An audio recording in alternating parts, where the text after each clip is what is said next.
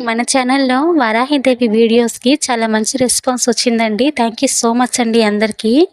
వరాహిదేవి గురించి తెలుసుకోవాలని, వరాహిదేవి అమ్మవారికి పూజ చేయాలని చాలామంది ఇంట్రెస్ట్ చూపించారండి. సో, అందుకని మీకు అందరికి యూస్‌ఫుల్ అయ్యే విధంగా మళ్ళీ ఒక వీడియో మీకోసం మళ్ళీ మీ ముందు పెట్టేస్తానండి. వరాహి అమ్మవారిని పంచమ రోజున పూజ చేస్తే ఆమె కృప 100 రెట్లు పెరుగుతుందని మీకు తెలుసా?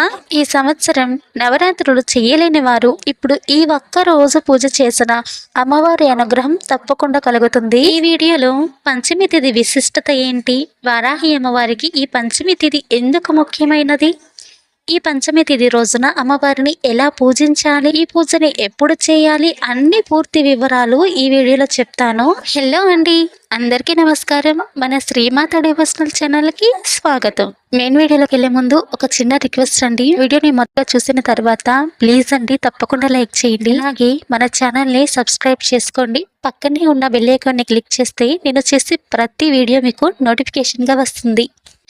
వారాహిదేవి ఎవరు అనే కొంతమందికి సందేహం ఉంటుందండి. అయితే వారాహిదేవి ఎవరు అనే విషయాన్ని లాంగ్ వీడియోలో చెప్పానండి. ఒక వీడియోలో మన ఛానల్లో ఉంటుంది. ఒకసారి మీరు తెలుసుకోవాలనుకుంటే మన ఛానల్ ప్రొఫైల్ పిక్ పై క్లిక్ చేస్తే ఛానల్ పేజ్ ఓపెన్ అవుతుంది. ఇక్కడ అన్ని వీడియోస్ ఉంటాయండి. ఎవరైనా చూడని వాళ్ళు ఉంటే ఆ వీడియోస్ చూడండి. అయితే పంచమి పూజ గురించి అయితే చెప్తున్నానండి.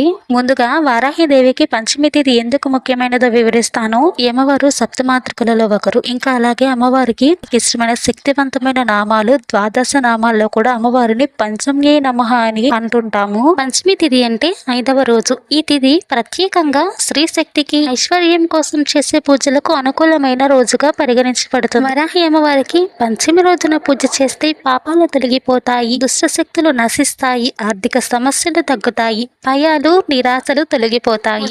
ఈ పూజని ఈ పంచమి రోజునే కాదండి, ప్రతి నెల వచ్చే పంచమి రోజున కూడా ఈ పూజని చేసుకోవచ్చు. వరాహిదేవి నవరాత్రి పూజ చేయలేని వారు కూడా పంచమి రోజున వారాహి అమ్మవారికి పూజ చేస్తే చాలా చాలా మంచిదండి. అమ్మవారి పూజ సమయం ఉదయం చేసే వాళ్ళైతే సూర్యోదయానికి ముందే చేసేయాలండి. సాయంత్రం చేసేవారు అయితే 6 గంటల నుండి 9 గంటల వరకు ఈ లోపల అయితే పూజ చేయాలండి. ఈ పూజని శుక్లపక్షంలో వచ్చే పంచమి రోజైనా లేదా కృష్ణపక్షంలో వచ్చే పంచమి రోజైనా ఈ పూజను చేయవచ్చండి. ఈ రెండు శుభకరమే. ఈ పూజని మీరు పూజా మందిరంలోనే చేసుకోవచ్చు. లేదు మేము పంచమి పూజ ప్రత్యేకంగా చేస్తాం అనుకుంటే పీఠం వేసి కూడా చేసుకోవచ్చండి. పీఠం వేసి పూజ చేసే విధంగా అయితే కొన్ని నియమాలు పాటించాల్సి ఉంటుందండి. పూజ చేసే ముందు పూజా స్థలాన్ని శుభ్రపరచండి. తరువాత అమ్మవారి ఫోటోని విగ్రహాన్ని పెట్టండి. చంద్రం కుంకుమలతో అమ్మవారిని అలంకరించండి. అమ్మవారికి పూలతో పూలమాలలతో అందంగా అలంకరించండి. ఆ తరువాత నెయ్యి దీపం వెలిగించాలండి. ఈ రోజు కుదిరితే 5 నెయ్యి దీపాలు వెలిగించండి. ఈ రోజు చాలా చాలా మంచిది. నవరాత్రులలో కంద దీపం వెలిగించని వారు కూడా ఈ రోజు కంద దీపాన్ని వెలిగిస్తే చాలా చాలా మంచిది. ఓం వారాహి నమః అనే మంత్రాన్ని 108 సార్లు జపిస్తూ అమ్మవారికి కుంకుమ అర్చన చేయండి. నైవేద్యంగా పాయసం, చక్కెర పొంగలి లేదా చిలకడ దుంపలు ఇవి నైవేద్యంగా పెట్టండి. అమ్మవారి పూజలో 5 సంఖ్యకి చాలా ప్రాధాన్యత ఉంటుంది. ఈ రోజు అమ్మవారికి విశేషంగా పంచహారతిని ఇవ్వండి.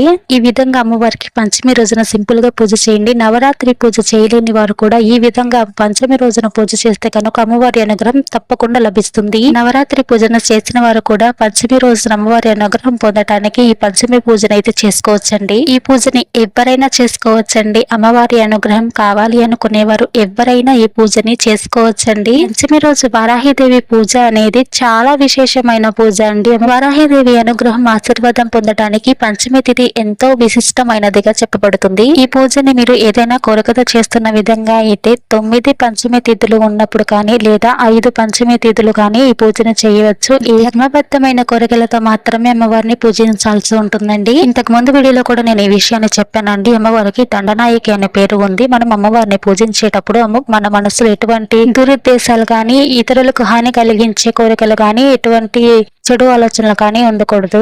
అమ్మవారు దండనాయకి. అమ్మవారు తప్పు చేసేవారిని దండిస్తారు. అమ్మవారిని పూజించే మన మనసులో ఉన్నటువంటి చెడు ఆలోచనలన్నీ తీసేసి అమ్మవారికి శుద్ధమైన మనసుతో, శుద్ధమైన భక్తితో అమ్మవారిని పూజించాలి. ఇవన్నీ ఎవరు చెప్పరండి. నేను ఎందుకు చెప్తున్నాను అంటే మంచి మనసుతో చేసే పూజ, మంచి మనసులో ఉండే భక్తి అమ్మవారికి చేరుతుంది. అందుకేనండి నేను ఇవన్నీ వివరంగా మీకు అర్థమయ్యేలా చెప్పడానికి ప్రయత్నిస్తున్నాను.